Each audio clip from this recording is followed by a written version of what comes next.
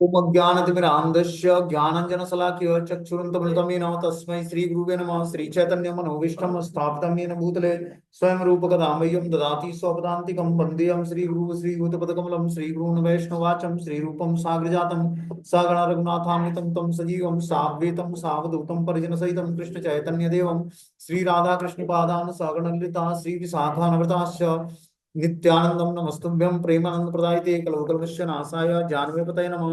नमो महावदन्याय कृष्ण प्रेम प्रदायते कृष्णाय कृष्ण चैतन्य नामने गौरद्दिश नमः। पंचतत्वात्मकं कृष्णं भक्त रूप स्वरूपकं भक्तावतारं भक्ताख्यं नमामि भक्ति शक्तिकं।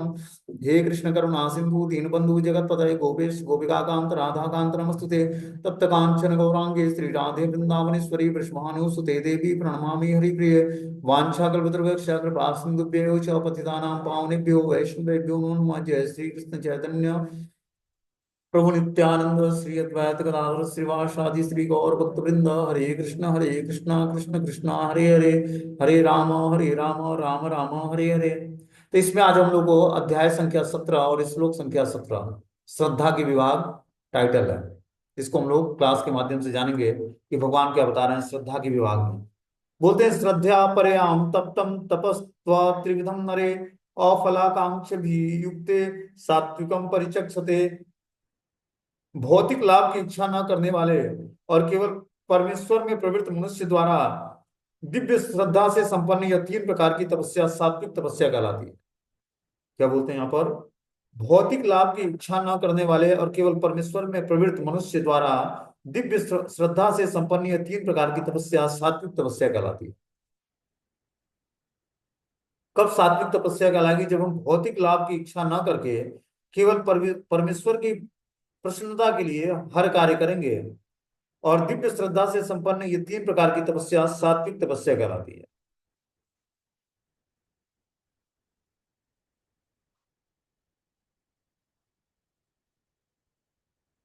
बोलते हैं सत्कार मान पूजा अर्थ तपो दम्भेन चेव यत् क्रियते तदियम प्रोक्तम राजसम चलम चलमम ध्रुवम। जो तपस्या दम पूर्वक या सम्मान सत्कार या पूजा कराने के लिए संपन्न की जाती है वो राजसी तपस्या कहलाती है। यह ना तो अस्थाई होती है ना शाश्वत। तो जो तपस्याएं हम दम पूर्वक सम्मान या सत्कार या पूजा कराने के लिए संपन्न करते हैं वो तपस्या राजसी तपस्या कहलाती है। जिस तपस्या का उद्देश्य जो है सत्कार या पूजा कराना या सम्मान प्राप्त करना है, ऐसी तपस्या जो है राजसी तपस्या कहलाती है। यह न तो अस्थाई होती है न शाश्वत होती है।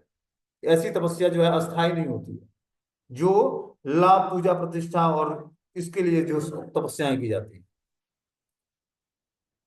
कभी कभी तपस्या इसलिए की जाती है कि लोग आकर्षित हों और उनके सत्कार सम्मान और पूजा मिल सके।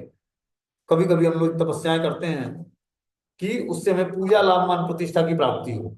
रजोगुणी लोग अपने अधीनस्थ से पूजा करवाते हैं और उनके चरण और उनसे चरण धुलवा कर धन चढ़वाते हैं। तपस्या करने के बहाने ऐसे कृत्रिम आयोजन राजसी माने जाते हैं।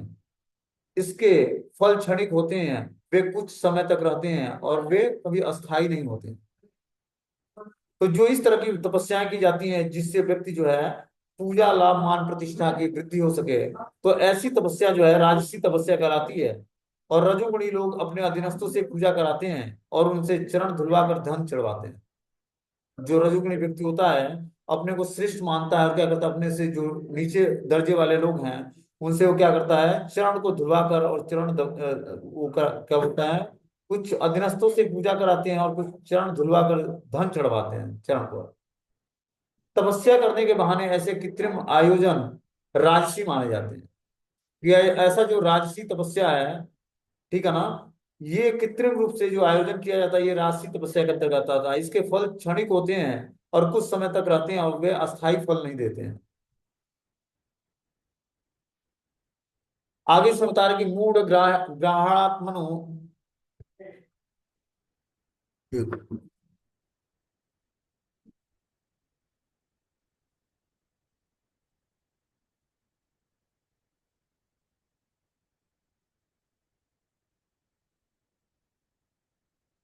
बोलते हैं मूल ग्राहेणात्मनो यत् पीड़या क्रियते तपः परस्योसाधनार्थं वा तत्तामस समुदायतम। मूर्खतावश आत्म उत्पीड़न के लिए या अन्यों को विनष्ट करने या हानि पहुंचाने के लिए जो तपस्या की जाती है वो तामसिक तपस्या कहलाती है। जो तपस्या दूसरे को हानि पहुंचाने के लिए या अन्य को विनष्ट करने के लिए की जाती है, ऐसी तपस्या जो है, या आत्म उत्पीड़न के लिए जो तपस्या की जाती है वो तामसिक तपस्या कहलाती है। हम लोग देखते हैं कोई लोग तपस्या करते हैं, तपस्या का उद्देश्य क्या होता है? दूसरे को विनष्ट करना। तो ऐसी तपस्या जो है तामसिक तपस्या कहलाती है।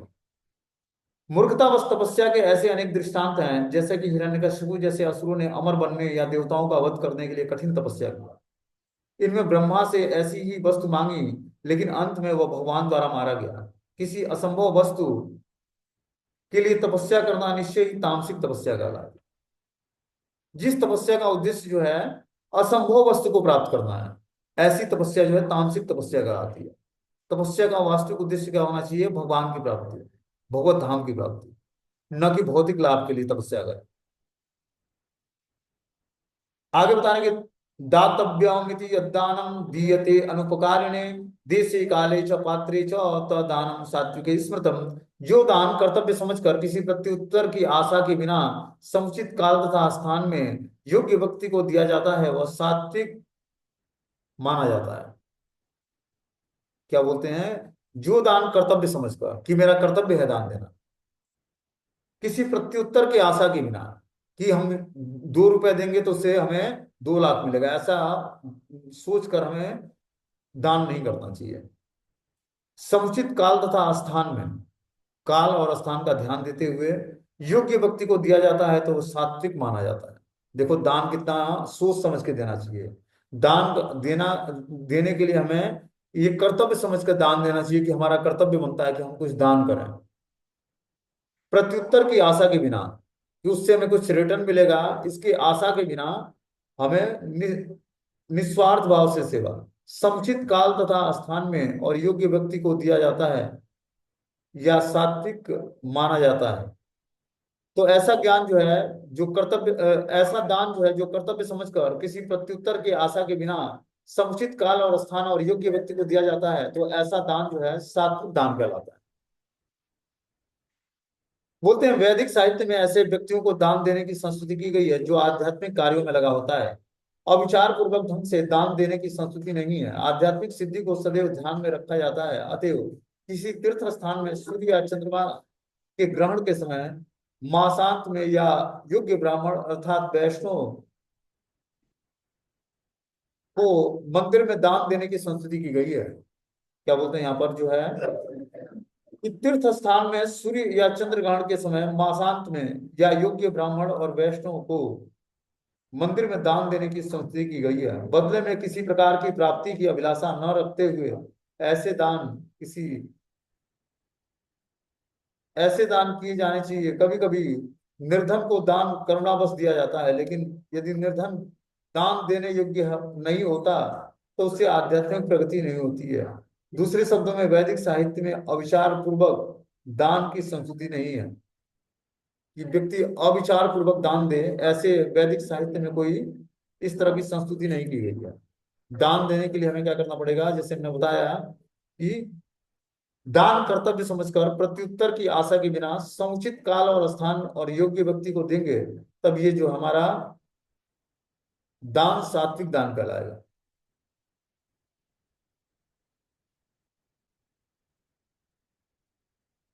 आगे इसमें बता रहे कि यत्युपयुप यत्युपयुपकारार्थम फलम उद्देश्यम वा पुनः दीयते च परिक्लिष्टम तद्दानम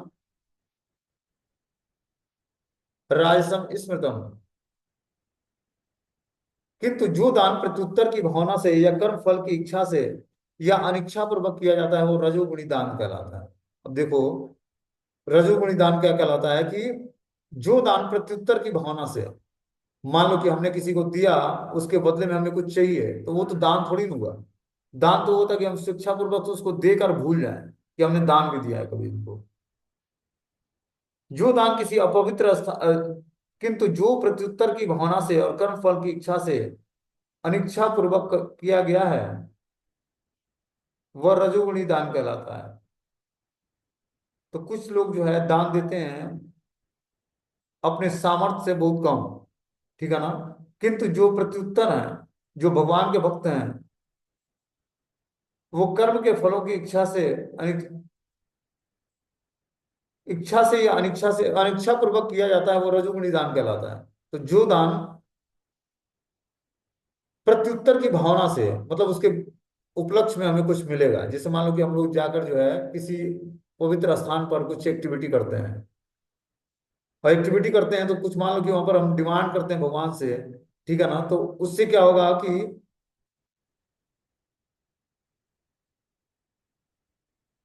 बोलते हैं ऐसे अनेक दातव्य न्यास हैं जो उन संस्थाओं को दान देते हैं जहां इंद्रिय भोग का बाजार गर्म होता है। वैदिक शास्त्र ऐसे ज्ञान की संस्तुति नहीं करते, केवल सात्विक दान की संस्तुति संस्तुति करते हैं। तो जो है ये तामसिक दान बताया गया है, रजोगुणी दान। आदेश काले यद नाम पात्रेभ्यश्च दीयते असत्कृत्य मवज्ञातम तत्ता म समुदायतम।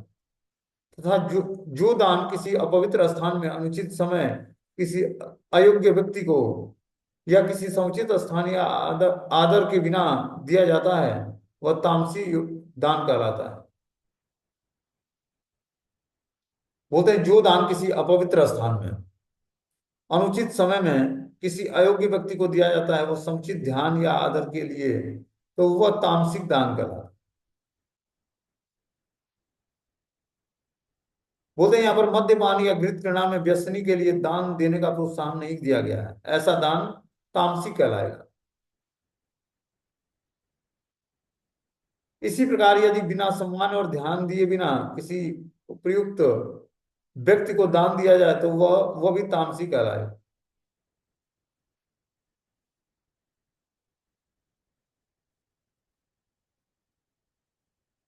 बोलते हैं ओम तत्सदिति निर्देशो ब्रह्मणा स्त्री विधम स्मृतम ब्रह्मणा अस्तेन वेदाश्यम यद ज्ञात्यम वेदाम पुराण। सृष्टि के पूर्व काल में ओम तत्सत ये तीन प्रकार के शब्द परम ब्रह्म को सूचित करने वाले हैं।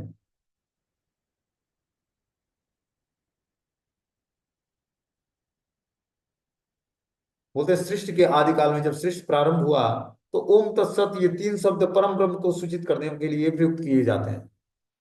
ठीक है ना। ओम तत्सत से भगवान का बोध होता है, परम ब्रह्म का। ये तीनों सांकेतिक अभिव्यक्ति ब्राह्मणों द्वारा वैदिक मंत्रों का उच्चारण करते समय ब्रह्म के उस संस्तुति करने के लिए यज्ञों के समय प्रयुक्त होता है।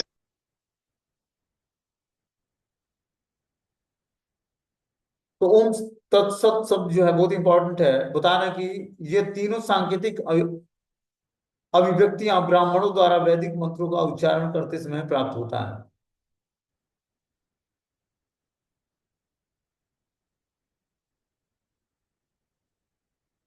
आगे से बता रहे हैं कि यह बताया जा चुका है कि तपस्या यज्ञ दान और भोजन के तीन तीन भेद हैं, सात्विक राजस और तामस। लेकिन चाहे वे ये उत्तम हो, मध्यम हो या निम्नतम हो, ये सभी बद्ध जीव तथा भौतिक गुणों से कलुषित है। किंतु जब जब यह ब्रह्म ओम तत्सत को लक्षित करने के लिए किए जाते हैं तो आध्यात्मिक उन्नति के साधन बल बन जाते हैं। शास्त्रों में ऐसे लक्ष्य का संकेत हुआ है कि ओम तत्सत ये तीन शब्द विशेष रूप से परम सत्य भगवान श्री कृष्ण।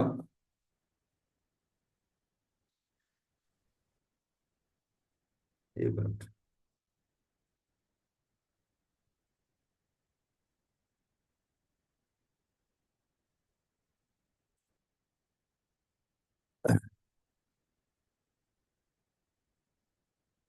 बोलते हैं यह बताया जा चुका है कि तपस्या यज्ञ दान और भोजन के तीन तीन भेद हैं। ठीक है ना। सात्विक राजस और तामसिक। लेकिन जो चाहे ये उत्तम हो, मध्यम हो या निम्नतम हो, ये सभी बद्ध तथा भौतिक गुणों से कलुषित होते हैं। किंतु जब ये ब्रह्म ओम तत्सत को लक्ष्य करके किया जाता है तो आध्यात्मिक उन्नति के साधन बन जाते हैं। जो भी हम तपस्या यज्ञ दान या भोजन करते हैं तो उसको अगर जब ओम तत्सत शब्द का उच्चारण करते हुए करेंगे तो परम सत्य भगवान को सूचित सूचित करता है और वो भगवान को ही ऑफरिंग होगी। उसका लक्ष्य जो है संकेत रूप में भगवान को ही इंडिकेट किया गया है। वैदिक मंत्रों में ओम शब्द सदैव रहता है। जो व्यक्ति शास्त्रों के विधानों के अनुसार कर्म नहीं करता उसे परम ब्रह्म की प्राप्ति नहीं होती है। भले ही उसके क्षणिक फल प्राप्त हो जाए। मान लो कोई व्यक्ति जो है भगवान की उपासना नहीं करता है, तो उसको जो है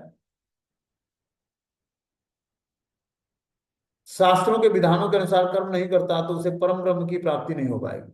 परम ब्रह्म की प्राप्ति करने के लिए हमें क्या करना पड़ेगा? शास्त्रों की बातों के अनुसार कर्म करना पड़ेगा। तात्पर्य यह है कि दान, यज्ञ और तप को सतोगुण में रहकर करना चाहिए। रजो या तमोगुण में संपन्न करने करने पर ये निश्चित रूप से निम्न कोटि के होते हैं। ओम तत्सत शब्दों का उच्चारण परमेश्वर की पवित्र नाम के साथ किया जाता है। तो ओम तत्सत शब्द का भी प्रयोग जो है परमेश्वर के पवित्र नाम के साथ किया जाता है। उदाहरणार्थ तद ओम तद विष्णु। जब भी किसी वैदिक मंत्र या परमेश्वर का नाम लिया जाता है तो उसके साथ ओम जोड़कर दिया जाता है। यह वैदिक ग्रंथ का नियम है। ये तीनों शब्द वैदिक मंत्रों से लिए गए हैं। इस कारण से ये भगवान की भक्ति में प्रयोग होते हैं। अतएव गुरु परंपरा द्वारा इसी सिद्धांत का पालन किया जाता रहा है। अतएव इस मंत्र का अत्यधिक महत्व है। अतएव भगवत गीता के अनुसार कोई भी कार्य ओम तत्सत के लिए अर्थात भगवान विष्णु के लिए किया जाए जाना चाहिए। जब कोई इस तीनों को संपादित कर लेता है, तीनों शब्दों के द्वारा तप, दान और यज्ञ को संपन्न कर लेता है, तो वो कार्यान्वय हो जाता है, जिसके कारण भगवत धाम वापस जा सके। दिव्य विधि की यही शैली है और कार्य करने की क्षमता है। तो बता रहे हैं यहाँ पर जो है कि जो भी हम यज्ञ, दान और तपस्या करते हैं, पहले तो हमें सात्विक मोड में करना है। दूसरी बात है कि जो है ओम तत्सत शब्द का उच्चारण करना है। इससे क्या होगा? वो सब चीजें जो है भगवान को डायरेक्टली ऑफरिंग होगी। जो भी हम तपस्याएं करते हैं, जो भी दान देते हैं, या जो भी जो हम भोजन करते हैं, उसका मात्र एक उद्देश्य जो है भगवान की प्रसन्नता के लिए। तब जाकर जो है, और ओम तत्सत का उच्चारण करने पर ये डायरेक्टली भगवान को ऑफरिंग हो जाती है, जो भी हम सेवाएं करते हैं। आगे इसमें बता रहे हैं 24वें श्लोक में कि तस्मात् ओम यद यद युद्धाहिं यज्ञम दान तपः क्रिया प्रवर्तन्ते विधानोक्ता सत्यम ब्रह्मवादिनाम। अतः योगी ब्रह्म की प्राप्ति के लिए शास्त्रीय विधियों के अनुसार यज्ञ, दान और तपस्या के समस्त क्रियाओं का शुभारंभ सदैव ओम से करते हैं।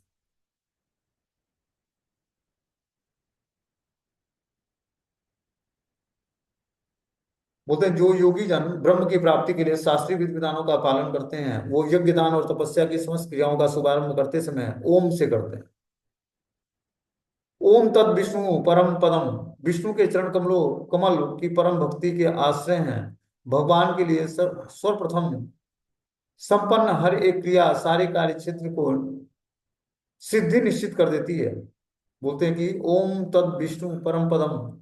विष्णु के चरण कमलों में परम भक्ति के आश्रय हैं।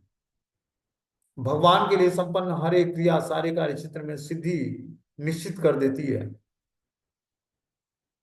और जो हम हर एक कार्य भगवान की प्रसन्नता के लिए करेंगे तो हमारी सिद्धि निश्चित हो जाएगी।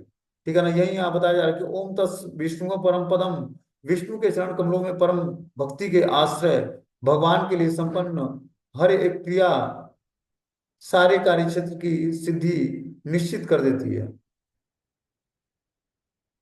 आगे अगले श्लोक में बता रहे हैं 25वें श्लोक में कि तदित्यम नभि संध्यायम फलम यज्ञ तप क्रिया दान क्रियाश्च विविधाम क्रियन्ते मोक्ष कांक्ष भी। मनुष्य को चाहिए कि कर्म फल की इच्छा किए बिना विविध प्रकार के यज्ञ, दान और तपस्या को सतत शब्द कहकर संपन्न करे। ऐसी दिव्य क्रियाओं का उल्लेख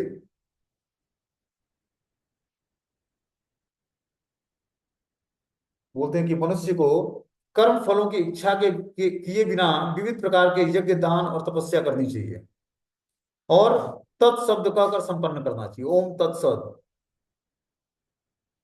ऐसी दिव्य क्रियाओं का उद्देश्य भगवत बंधन से मुक्त होना है। आध्यात्मिक पद तक उठने के लिए मनुष्य को चाहिए कि किसी लाभ के निमित्त कर्म न करे। सारे कार्य भगवान के परम धाम वापस जाने के उद्देश्य से किए जाने चाहिए, जो चरम लक्ष्य है। तो यहाँ पर बता रहे हैं कि आध्यात्मिक पद तक अपनी चेतना को उठाने के लिए मनुष्य को किसी लाभ के निमित्त कर्म नहीं करना चाहिए।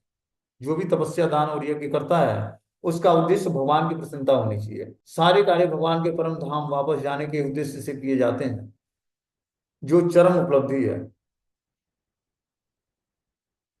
आगे बता रहे कि सद्भाव साधु भावे च सदित्ते प्रयुज्यते प्रशस्ते कर्मणि तथा स शब्दम पार्थ युज्यते यज्ञे तपसि दाने च स्थिति सदिशि चोत्ते कर्म चेवं तदि अर्थम सदित्वे वा विधीयते। कि परम सत्य भक्ति में यज्ञ का लक्ष्य है और उसे सत्य शब्द से,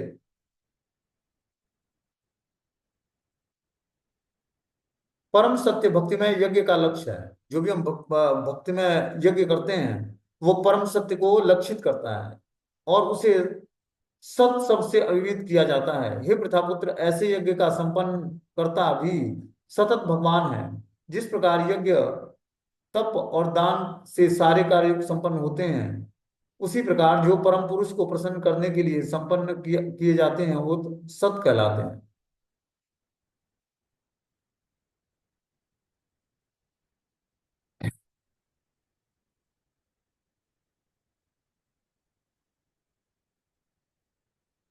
बोलते हैं प्रशस्ते कर्मणि, अर्थात नियत कर्म सूचित करते हैं कि वैदिक साहित्य में ऐसे कई क्रियाएं निर्धारित हैं जो गर्भधान संस्कार से लेकर मृत्यु तक संस्कार के रूप में है। ऐसे संस्कार जीव की चरम मुक्ति के लिए आवश्यक है। ऐसी सारी क्रियाओं के समय ओम तत्सत उच्चारण करने की संस्तुति की गई है। सद्भाव या साधु भाव आध्यात्मिक स्थिति के सूचक हैं। कृष्ण मोहनामृत में कर्म करता सत है और जो व्यक्ति कृष्ण मोहनामृत के कार्यों के प्रति सचेष्ट रहता है वो साधु कहलाता है। श्रीमद् भागवतम में कहा गया कि भक्तों की संगति से आध्यात्मिक विषय स्पष्ट हो जाते हैं, इसके लिए सताम प्रसंगाम शब्द व्यवहृत हुआ है। इससे पहले भी बताया कि जो है, जो शुद्ध भक्तों का एसोसिएशन कर लेता है तो उसको अभिष्ट फल की प्राप्ति हो जाती है। वही यहाँ पर बता रहे हैं कि जो है, जो व्यक्ति कृष्ण भावनामृत के कार्यों में प्रचेष्ट नहीं है, सचेष्ट नहीं है, वह साधु नहीं कर मतलब जो व्यक्ति कृष्ण भावनामृत के कार्यों के प्रति सचेष्ट रहता है वो साधु कहलाता है। श्रीमद् भागवतम में कहा गया है कि भक्तों की संगति से आध्यात्मिक विषय स्पष्ट हो जाता है। जब हम भक्तों की संगति से एसोसिएशन में क्या करते हैं, आध्यात्मिक एक्टिविटी करते हैं, तो उससे क्या होता है, आध्यात्मिक विषय हमारे स्पष्ट हो जाते हैं। इसके लिए सताम प्रसंगाम शब्द व्यवहृत है। बिना सत्संग के दिव्य ज्ञान उपलब्ध नहीं हो सकता है। किसी को दीक्षित करते समय या यज्ञों पे पवित्र धारण करते समय ओम तत्सत शब्दों का उच्चारण किया जाता है।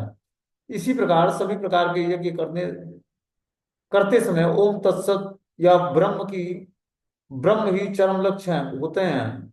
तदर्थयम शब्द ब्रह्मा की प्रतिनिधित्व करने वाला है।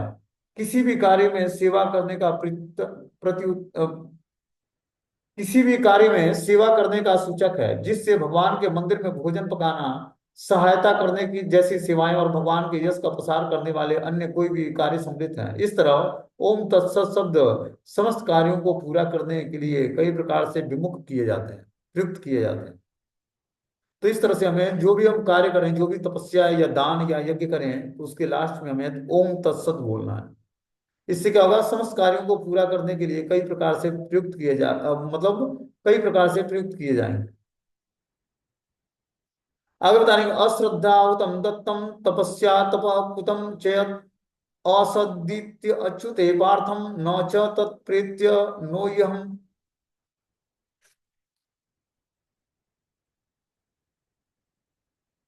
चाहे यज्ञ हो, दान हो या तपस्या हो, बिना आध्यात्मिक लक्ष्य के व्यर्थ रहता है। अतएव इस श्लोक में यह घोषित किया गया है कि ऐसे कार्य कुत्सित हैं। प्रत्येक कार्य कृष्ण भावनामृत में रहकर ब्रह्म के लिए किए जाने चाहिए। संपूर्ण वैदिक साहित्य में भगवान ने में श्रद्धा की संस्तुति की गई है। ऐसी श्रद्धा तथा समुचित मार्गदर्शन के बिना कोई फल नहीं मिल सकता है। समस्त वैदिक आदेश के पालन का चरम लक्ष्य कृष्ण को जानना है। इस सिद्धांत का पालन किए बिना कोई सफल नहीं हो सकता है। इसलिए सर्वश्रेष्ठ मार्ग यही है कि मनुष्य प्रारंभ से ही किसी प्रमाणिक गुरु के मार्गदर्शन में कृष्ण भावनामृत का अनुशीलन करे और सब प्रकार से सफल होने का यही मार्ग है। और जो व्यक्ति कृष्ण मोहनामृत का किसी प्रमाणिक गुरु के मार्गदर्शन निर्देशन में कृष्ण मोहनामृत का प्रैक्टिस करता है, तो उसी से धीरे धीरे जो है उसके अंदर श्रद्धा डेवलप होगी। बद्ध अवस्था में लोग देवताओं, भूतों और कुबेरों जैसे यक्षों की पूजा करते हैं। जब व्यक्ति बद्ध अवस्था में होता है तो अलग अलग देवताओं की, भूतों की और कुबेरों की या यक्षों की पूजा करता है। यद्यप सतोगुण, रजोगुण और तमोगुण से श्रेष्ठ है, लेकिन जो व्यक्ति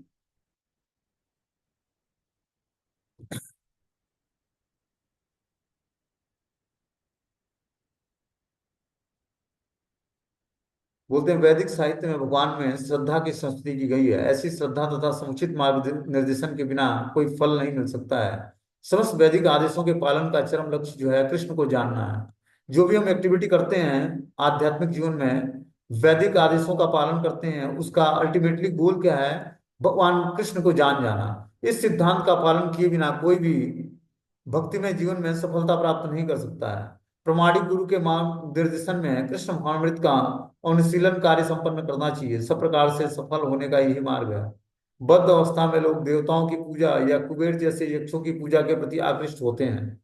यद्यप सतोगुण और रजोगुण और तमोगुण से श्रेष्ठ है, लेकिन जो व्यक्ति कृष्ण भावनामृत को ग्रहण करता है वो प्रकृति के इन तीनों गुणों को पार कर जाता है। यद्यप क्रमिक उन्नति की विधि है, किंतु शुद्ध भक्तों की संगति से यदि कोई कृष्ण महामृत ग्रहण करता है तो यह सर्वश्रेष्ठ मार्ग है।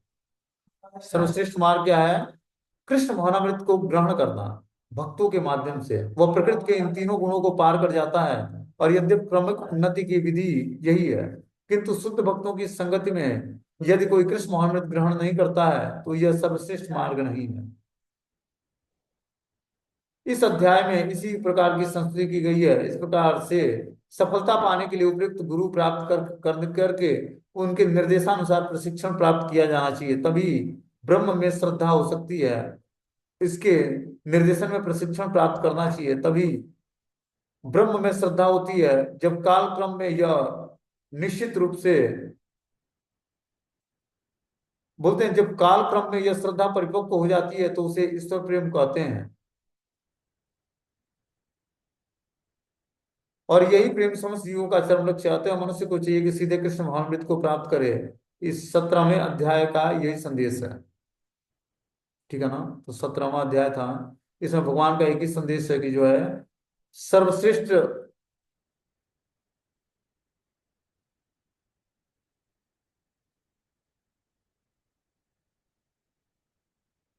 सर्वश्रेष्ठ मार्ग क्या है? शुद्ध भक्तों की संगति में यदि कोई कृष्ण भावनामृत ग्रहण करता है तो यही सर्वश्रेष्ठ मार्ग है भक्ति प्राप्त करने का, कि शुद्ध भक्तों के एसोसिएशन में हम कृष्ण भावनामृत का अनुशीलन करें। इस अध्याय में इसी प्रकार संस्तुति की गई है। इस प्रकार से सफलता पाने के लिए उपयुक्त गुरु प्राप्त करके उसके निर्देशन में प्रशिक्षण प्राप्त करना चाहिए, तभी ब्रह्म में श्रद्धा हो सकेगी।